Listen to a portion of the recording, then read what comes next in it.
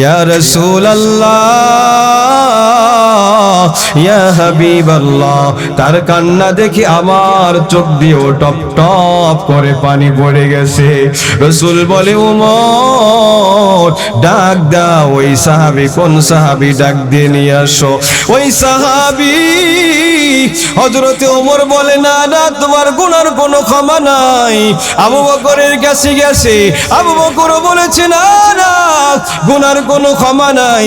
যেই গুনাহ তুমি করেছো এই গুনার কোনো ক্ষমা আমার কাছে নাই, জানা নাই, তোমার কোনো ক্ষমা হবে না। ওই সাহাবী নৈরাশ হয়ে চলে গেছে হুজুর সাল্লাল্লাহু আলাইহি ওয়াসাল্লামের কাছে গিয়া বলে, ইয়া রাসূলুল্লাহ, ইয়া হাবিবাল্লাহ, আমি বড় অন্যায় করে ফেলাইলাম, আমাকে মাফ করবেন আল্লাহ। রাসূলুল্লাহ বলে, আমার জানা নেই, তুমি তাড়াতাড়ি আমার দরবার থেকে বের হও, তাড়াতাড়ি বের হয়ে যাও। রাসূল যখন বলেছে বের হও, ওই সাহাবী আর টিকতে পারে নাই। সাহাবী চিন্তা করে আবু বকর বলে দিল, গুনাহ ক্ষমা হবে না। ওমর বলল, গুনার কোনো ক্ষমা নাই। আলীও বলল, গুনার কোনো ক্ষমা নাই। আমি নবীর দরবারে আসলাম, আমার নবীও ডাক দিয়া কয়, গুনার কোনো ক্ষমা নাই। নবী আমারে বের করে দিল। আহারে, নবী যেহেতু আমাকে বের করে দিছে, আমার আর কোনো ক্ষমা হবে না। ওই সাহাবী নির্জনে চলে গেছে পাহাড়ের গুহায়, একটা গর্তের ভিতরে যাইয়া এমন ভাবে আল্লাহর কাছে ক্ষমা চায়, ও আল্লাহ, আমি বুঝতে পারি নাই, শয়তানের গুনায়, শয়তানের ধোঁকায় আমি গুনাহ করে ফেলাইছি। আল্লাহ, ও আল্লাহ, তুমি কি আমারে ক্ষমা করবা না? ও আল্লাহ, আমারে মাফ করে দাও। তুমি মাফ না করা পর্যন্ত এই গুহা থেকে আমি যাব না। এমন কান্না করতেছি, কান্না করতে করতে যখন 40 দিন পার হয়ে যায়, এ মুসলমান ইমানদারের দল, কান্নাটা আমার আল্লাহ অনেক পছন্দ করে বাবা। আল্লাহর নবী হাদিসের ভিতরে বলেন, মান বাকা মিন খাশিয়াতিল্লাহ ফাকাদ হারামাল্লাহু আলাইহিন নার। যে ব্যক্তি আল্লাহর ভয়ে, জাহান্নামের ভয়ে, জান্নাতের আশায় একটু আল্লাহর কাছে তওবা করি, আল্লাহর কাছে কান্নার আওয়াজ দেয়, আল্লাহর কাছে কান্নার আওয়াজ দিতে দেরি হয়, কান্না করতে দেরি হয়, আমার মাওলা তার জীবনের গুনাহ ক্ষমা করতে দেরি করে না। এ নবীর উম্মতের দল, ওই সাহাবী প্রতিদিন কান্না করে। হঠাৎ করে একদিন কান্নাটা আল্লাহ তাআলা এমন ভাবে পছন্দ করছে, নবীর কাছে আমার আল্লাহ ওহী দিয়া পাঠায়া দিছে, ও নবী গো, ইয়া রাসূলুল্লাহ, ইয়া হাবিবাল্লাহ, আপনি কারে বাড়ি থেকে বের করে দিছেন? ইয়া রাসূলুল্লাহ, আপনার দরবার থেকে বের করে দিয়েছি। ওই সাহাবী যাইয়া আল্লাহর কাছে এমন কান্না করতেছে, আল্লাহর কাছে এমন কান্নার আওয়াজ, খাওয়া নাই, ঘুম নাই, শুধু আল্লাহর কাছে কান্না করে। তার গুনাহের প্রতি এত অনুতপ্ত হইছে, গুনাহের প্রতি এত অনুশোচনা আসছে, আল্লাহর কাছে কান্না করতে করতে তার চোখের পানিও শুকায়া ফেলাইছে। ইয়া রাসূলুল্লাহ, ইয়া হাবিবাল্লাহ, আপনার কাছে আসছে, আপনি তো তারে ক্ষমা করেন নাই। বলেন তো, সৃষ্টি করেছে কে? আল্লাহ সৃষ্টি করেছে। তাহলে আল্লাহর কাছে মাফ চাইলে আল্লাহ যদি মাফ করে দেয়, আপনি বের করার কি? ওই যে জিবরাইল আলাইহিস সালাম রাসূলকে জানায়া দেয়, ইয়া রাসূলুল্লাহ, ইয়া হাবিবাল্লাহ, তার জীবনের গুনাহ আমার আল্লাহ ক্ষমা করে দিছে। রাসূল বলে, যাও আমার পাগল সাহাবীরে তাড়াতাড়ি খবরটা দিয়ে দাও। মায়ার নবী যখন বলছে, সাহাবীকে খবর দেওয়ার জন্য সবাই চলে গেছে। ডাক দিয়া জিজ্ঞাসা করে, কই আমার ওই নবীর ওই সাহাবীটা কোথায়? পাই না। ওই যে ওই পাহাড়ের পাশে মানুষের কাছে জিজ্ঞাসা করে, নবীর সাহাবী কই, কই নবীর সাহাবী কোথায় আছে? পাই না, খুঁজে কোথাও নাই। কোথায় আছে? এলাকার মানুষের কাছে জিগায়। এলাকার মানুষ ডাক দিয়া কয়, এই যে এখানে একটা লোক প্রতিদিন কান্নার আওয়াজ দেয়, তাদের কান্নার কারণে রাতের বেলায় আমরা ঠিক মতো ঘুমাইতে পারি না, গরু ছাগলগুলা ঠিক মতো খাবার খায় না, এত কান্না সে করে। এবার পাহাড়ের গুহার ভিতরে যায় দেখে এখনো সেজদায় আল্লাহর কাছে কান্নারত অবস্থায় আছে। এ মুসলমান ইমানদারির দল, তাহলে বুঝা গেল, না না বাবা, বলতে হবেই, গুনাহ তো হবেই, আমাদের দ্বারা আল্লাহর নাফরমানি হয়, কিন্তু না না, আদম সন্তান হিসেবে আমাদের স্বভাব হবে ভুল হয়ে যাওয়ার সাথে সাথে তাওবা করে আল্লাহর কাছে ফিরে আসা দরকার আছে না নাই? জোরে বলে। শয়তান আল্লাহকে ডেকে বলে, আল্লাহ قال أنذرني إلى يوم يبعثون, হে আল্লাহ আমাকে অবকাশ দিন, আমাকে এমন পাওয়ার দিন আমি যেন ধোঁকা দিয়ে মানুষকে বোকা বানিয়ে জাহান্নামে পৌঁছে দিতে পারি, মানুষের পশমের গোড়া দিয়ে ঢুকে আমি যেন ধোঁকা দিয়ে দিয়ে জাহান্নামকে ভরতে পারি, আমাকে এই সুযোগটা দান করে দেন।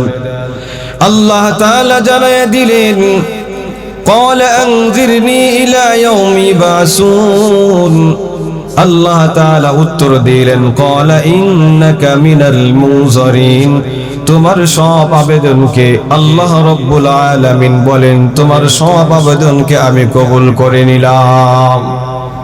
শয়তান এখন জানায়া দেয়, ও আল্লাহ আমাকে যেহেতু পাওয়ারটা দিয়েছেন, এখন আপনার জাহান্নামকে আপনি বড় করতে থাকেন, আমি ধোঁকা দিয়ে দিয়ে আপনার জাহান্নামের পরিধিকে বড় করেন, আপনার জাহান্নামটাকে আমি মানুষকে বোকা বানিয়ে ধোঁকা দিয়ে গুনাহ করাইয়া করাইয়া জাহান্নাম ভরে দিব।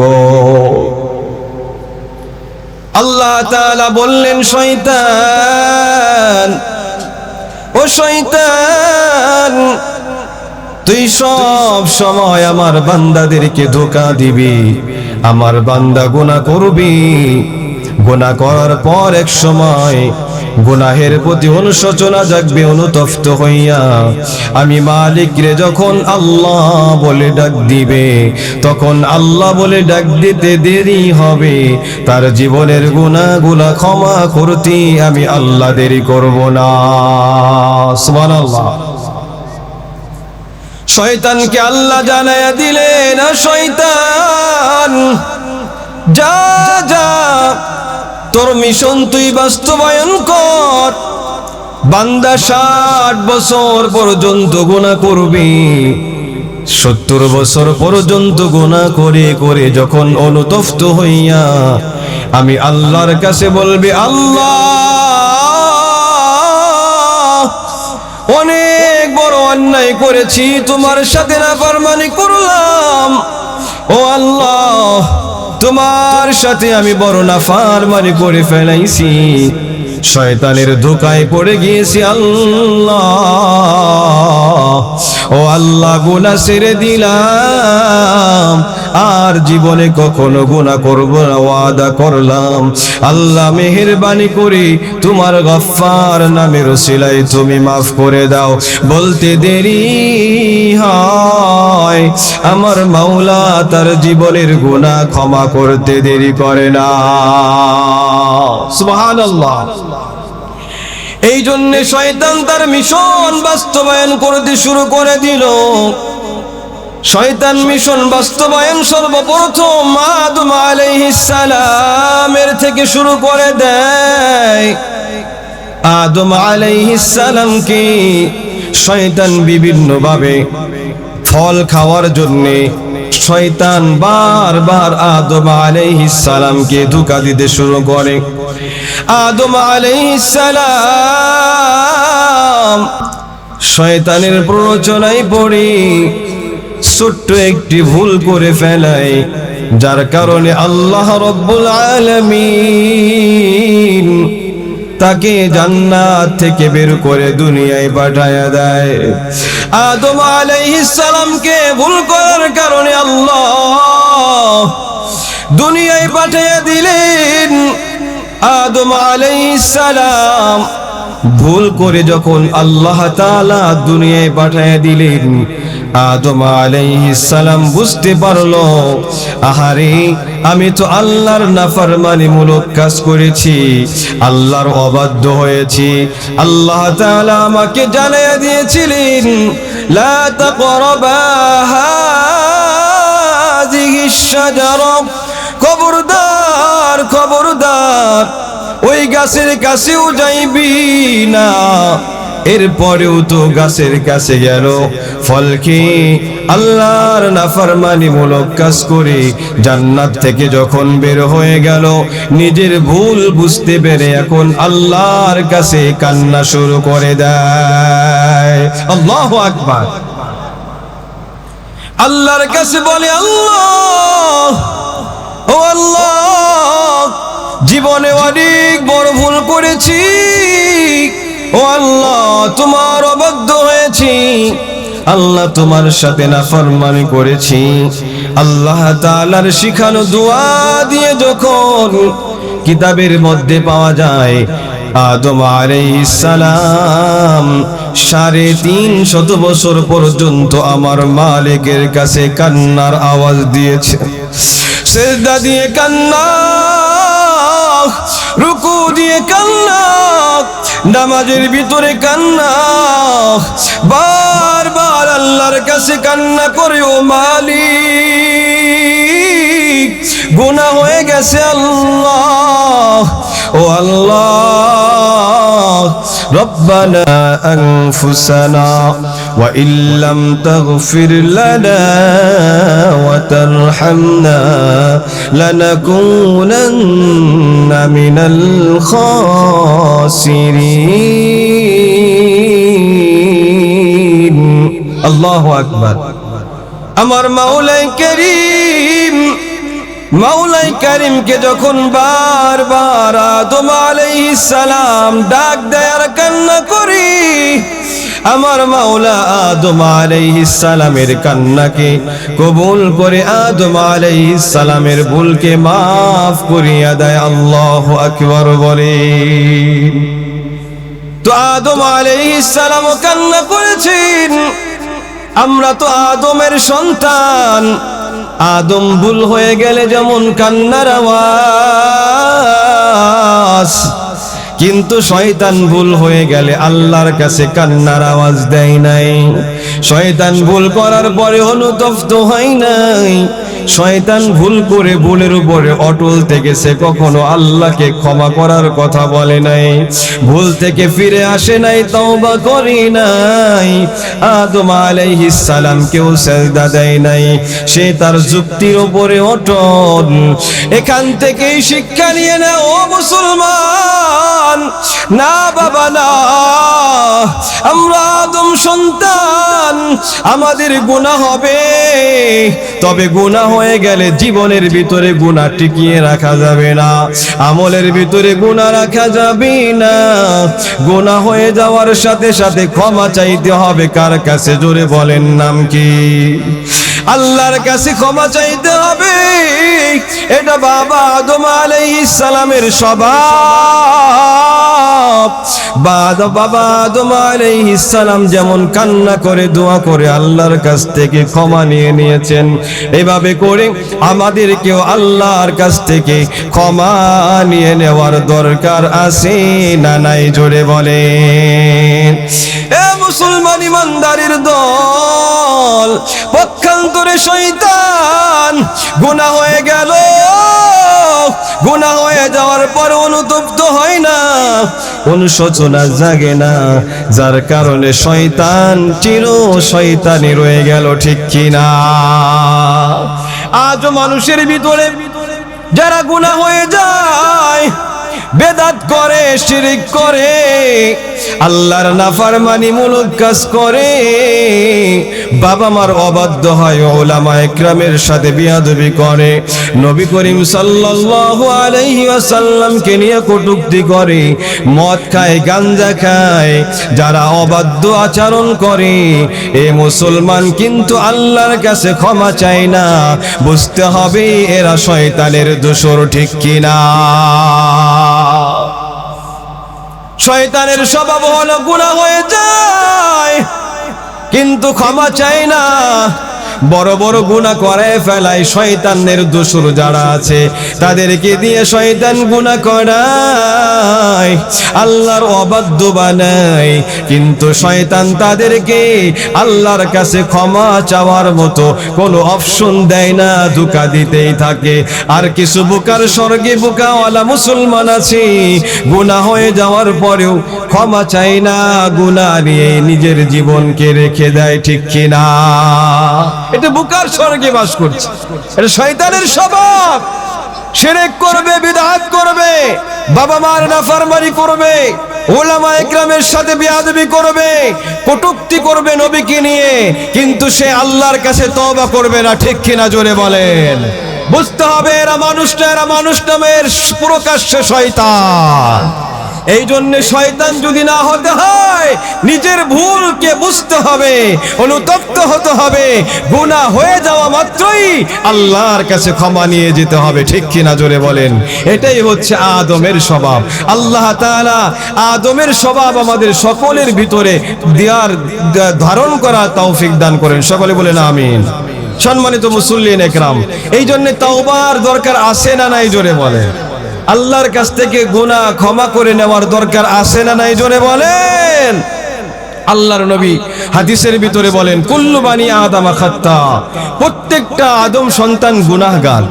কুল্লু বানি আদম খাত্তা ওয়া খায়রুল খাত্তাইন আত-তাওয়াবুন, তবে উত্তম তারা, ভালো তারা যারা আল্লাহর কাছে সর্বদা ক্ষমা চায়, ইস্তিগফার করে তারা। সুবহানাল্লাহ বলেন। এর মধ্যে ভালো তারা যারা আল্লাহ পাকের কাছে সর্বদা ইস্তিগফারের মাধ্যমে ক্ষমা চায়, বলে আল্লাহ আমাকে ক্ষমা করে দিন, তারা এর ভিতরে অনেক উত্তম। সুবহানাল্লাহ বলেন। মুসলমান ইমানদারের দল, আল্লাহর নবীর একজন সাহাবী কবর খনন করার পরে আমরা দাফন করে চলে আসি। ঠিক কিনা? জোরে বলেন। আল্লাহর নবীর সাহাবী ওই চলে আসার পর প্রতিদিন ওই কবর থেকে কাফন চুরি করে নিয়ে বিক্রি করে দেয়। এটাই তার স্বভাব, এটাই তার কর্ম, অন্য কোন কর্ম তার নাই। প্রতিদিন মানুষকে দাফন করে যখন সবাই চলে যায়, ওই কবরটা খনন করে কবরের ভিতর থেকে লাশটাকে উঠাইয়া ওই লাশের সাথে যে কাপড়টা আছে এই কাপড়টা নিয়ে চলে যায়। তার অভ্যাস অনুযায়ী হঠাৎ একদিন সুন্দরী রমণী তাকে দাফন করে যখন সবাই চলিয়া যায়, তখন সে কবরটা খনন করার পর ওই কাফনটা চুরি করতে যখন মাইয়েতের কাছ থেকে কাফনটা ছিনিয়ে নেয়, তখন সামনে যখন অগ্রসর হবে পিছন থেকে লাশ সুন্দরী মহিলা ডাক দিয়া কে যেন বলতেছি, পিছনের দিকে তাকা, পিছনের দিকে টর্চলাইটটা মার, তাকায়া দেখ এত সুন্দর সুন্দরী রমণী আর জীবনেও তোর চোখে পড়ে নাই। এত সুন্দর একটা রমণী, এত সুন্দর একটা সুন্দরী মহিলা, এই মহিলাকে একা রেখে তুই চলে যাবি? না না, হতে পারে না। তোর জীবনে কি কোনো ইচ্ছা নাই? তোর জীবনে কি কোনো কামনা নাই? তোর জীবনে কি কোনো গুনাহের আকাঙ্ক্ষা নাই? পিছনের দিকে যখন লাইটটা মারছে তাকায়া দেখে সুন্দরী একটি রমণী মহিলা শুয়ে আছে। এই মহিলা তখন তাকাইছে, তাকাইয়া দেখে না না, জীবনে তো কোনোদিন এমন সুন্দরী মহিলা চোখের সামনে পড়ে নাই। শয়তানে কয় মরা লাশটাতে কি হইছে, তোর গুনাহটা তুই সম্পন্ন করে না। নাউজুবিল্লাহ বলে। এ মুসলমান ইমানদারির দল, শয়তান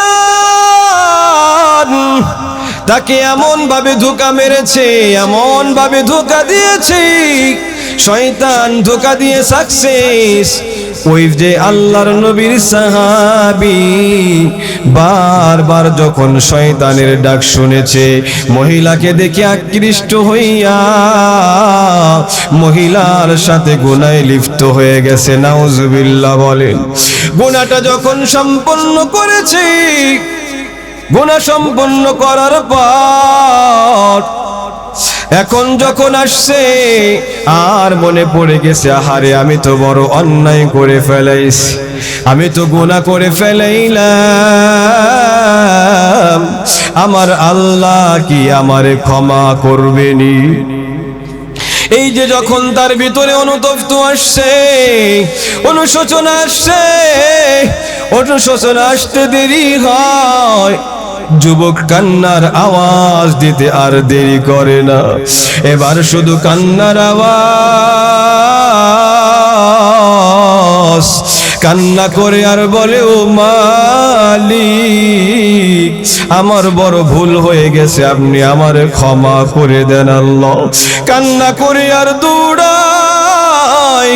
এমন সময় মায়ার নবীর কাছে একজন জবরদস্ত সাহাবী হযরতে ওমর রাদিয়াল্লাহু তাআলা যাইতেছেন নবীর দরবারে। যাওয়ার সময় ওই সাহাবীর কান্নার আওয়াজ দেখলেন, কান্নার আওয়াজ শুনে ডাক দিয়া কয় ও সাহাবী, ও আল্লাহর নবীর সাহাবী, ও ভাই তুমি কেন কান্না করো বলো, তুমি কেন কান্না করো? এত কান্না করার কারণ কি বলো? ডাক দিয়া বলে রে ভাই, আমি এমন একটা গুনাহ করলাম যেই গুনাহের কারণে আমার আল্লাহ আমারে মাফ করবে কিনা আমার জানা নেই।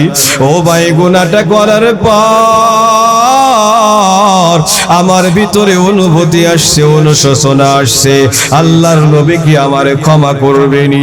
এমন কান্নার আওয়াজ, কান্নার আওয়াজ দেখে, কান্নার এমন অবস্থা দেখে হযরতে ওমর ফারুক রাদিয়াল্লাহু তাআলা আনহু তার সাথে কান্না করে দিলেন।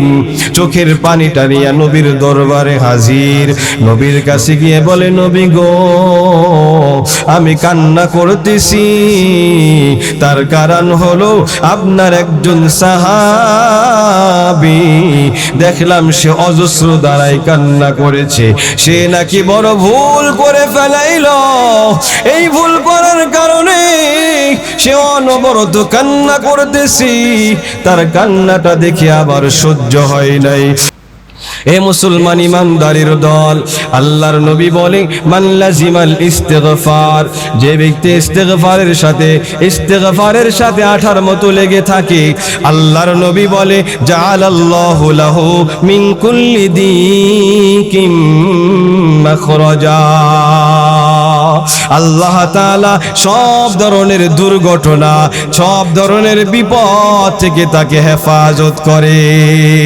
আল্লাহু আকবার বলেন। সব ধরনের দুর্ঘটনা থেকে আল্লাহ ওই ইস্তিগফার পড়নেওয়ালাকে, যে ব্যক্তি 18 মতো ইস্তিগফারের সাথে লেগে থাকে, আল্লাহ তাকে, আল্লাহ রাব্বুল আলামিন তার উপর থেকে সমস্ত ধরনের বিপদ আপদ দূর করে দেয়। সুবহানাল্লাহ বলেন। ওয়া মিন কুল্লি হাম্মিন ফারাজা, তাকে কোনো টেনশনে আল্লাহ তাআলা ফেলায় না।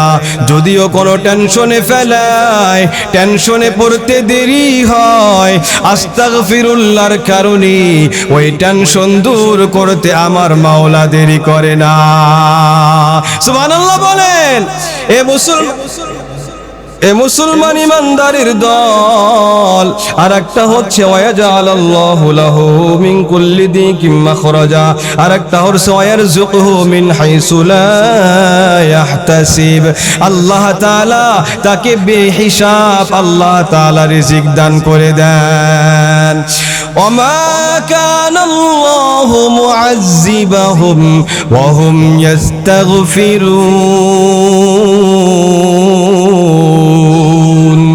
আল্লাহ তাআলা ইস্তিগফারের কারণে তার উপর কোনো আযাব হতে দেয় না। সুবহানাল্লাহ বলেন। এ মুসলমান ইমানদারের দল, 5 নম্বর পুরস্কার হলো আল্লাহ তাআলা তাকে মুস্তাজাবুদ দাওয়া বানায়া দেন। দোয়া করতে দেরি হয়, ওই দোয়া আমার মাওলা কবুল করতে দেরি করে না। মুসা আলাইহিস সালামের জামানায় বলার সময় নাই, অন্য একটা ঘটনা বলি, অল্প সময়ের ভিতরে শেষ করে দিব। কিছুক্ষণ পরে নজরুল ইসলাম কাসিমি সাহেব দামাত বারাকাতুহুমুল আলিয়া বয়ান করবেন। 1-2 মিনিটের ভিতরে আমি আমার বয়ান শেষ করে দিব। হযরতের নবী করিম সাল্লাল্লাহু আলাইহি ওয়াসাল্লামের একজন মহিলা সাহাবী গুনাহ হয়ে গেছে, জিনাহের কারণে পেটের ভিতরে বাচ্চা চলে আসছে। নবীর দরবারে গিয়া বলে, ইয়া রাসূলুল্লাহ, ইয়া হাবিবাল্লাহ, গুনাহ হয়ে গেছে। ইয়া রাসূলুল্লাহ, বড় গুনাহ হয়ে গেছে। ও ইয়া রাসূল, আমাকে কি আল্লাহ তাআলা মাফ করবেনি বলেন? রাসূল বলে, কি গুনাহ করেছো? কয়, ইন্নী জানাইতু, আমি জিনা করেছি, জিনাহের বাচ্চাও আমার পেটের ভিতরে আছে। রাসূল বলে, যাও আবার চিন্তা ভাবনা করে আসো। রাসূলের কাছে আসছে বলে গুনাহ করেছি, রাসূলের কাছে আবার আসছে বলে গুনাহ করছি। রাসূল বলে, যাও বাচ্চা হোক, বাচ্চা হওয়ার পরে আসবা। বাচ্চা হওয়ার পরে আসছে। ইয়া রাসূলুল্লাহ, আমি তো ঘুমাইতে পারি না, আমি গুনাহ নিয়ে থাকতে পারি না, আমি গুনাহ নিয়ে দেখতে পারি না, আমার ঘুমও আসে না। আমি এই গুনাহটা নিয়ে আমি আমার মাওলার সামনে কেমনে দাঁড়াবো? আমার মাওলা যদি বলে, মহিলা, আমি তোকে অল্প দিনের হায়াত দিয়ে দুনিয়ায় পাঠাইলাম, ওই হায়াত পাইয়া তুই জিনা কইরা তুই কেন আমার সামনে আইসা দাঁড়াইলি? যা যা যা, আমার সামনে থাকতে পারবি না, আমার সামনে থেকে তাড়াতাড়ি চলে যা। ওই মহিলা যায় বলে, ইয়া রাসূলুল্লাহ, ইয়া হাবিবাল্লাহ, না না, আমি ঘুমাইতে পারি না, খাইতেও পারি না, আমাকে তাড়াতাড়ি আমাকে বিচার সম্পাদন করে দেন। দুনিয়া থেকেই বিচার করায় নিতে চাই, যেন কঠিন জাহান্নামের আগুন আমাকে স্পর্শ না করে। রাসূল বলে, যাও বাচ্চা দুধ ছাড়াইলে তারপরে আসবা। বাচ্চাটা যখন দুধ ছাড়ায়, ওই মহিলা তাড়াতাড়ি নবীর দরবারে আসে। নবীকে বলে, ইয়া রাসূলুল্লাহ, বাচ্চাটা দুধ ছাড়াইয়া দিছে। সাহাবাকে সাহাবাদেরকে বলিয়া দেয়, এই সাহাবাদের দল তাড়াতাড়ি গর্ত বানাও। একটা গর্ত বানাইয়া মহিলাকে গর্তের ভিতরে নামাইয়া দেয়। সবাই মিলে পাথর মাইরা মাইরা ওই মহিলাটাকে দুনিয়া থেকে বিদায় করে দেয়।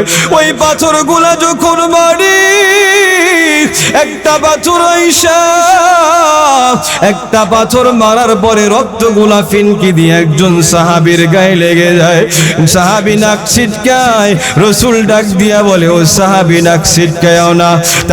তার তাওবাকে আল্লাহ এমন ভাবে কবুল করেছে, এমন ভাবে তার তাওবাকে কবুল করেছে।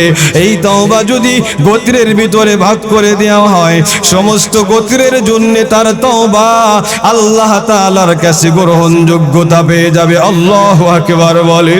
এ নবীর উম্মতের দল, সাহাবায়ে কেরাম দেখাইলেন গুনাহ হয়ে যাওয়ার পর কেমনে আল্লাহর কাছে ক্ষমা নিতে হয়, কেমনে তাওবা করতে হয়। ও বাবা, গুনাহ নিয়ে আমরা আল্লাহর সামনে দাঁড়াইতে পারবো না। গুনাহ নিয়ে যদি ওই কবরে যাই,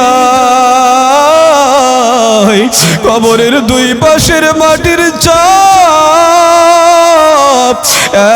এক পাঁজরের হাড় আর এক পাঁজরের ভিতরে ঢুকাইয়া দিবে। ও বাবা, কবরের ভিতরে আপনজন কেউ তোমাকে বাঁচাতে পারবে না।